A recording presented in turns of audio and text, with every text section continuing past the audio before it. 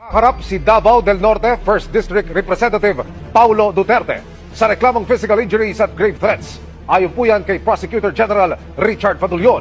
Batay sa investigation data form na nakuha ng GMA Integrated News sa isang source at kinumpirma ni Padulyon, nangyari ang insidente alas 3 ng madaling araw noong February 23 sa isang bar sa Davao City.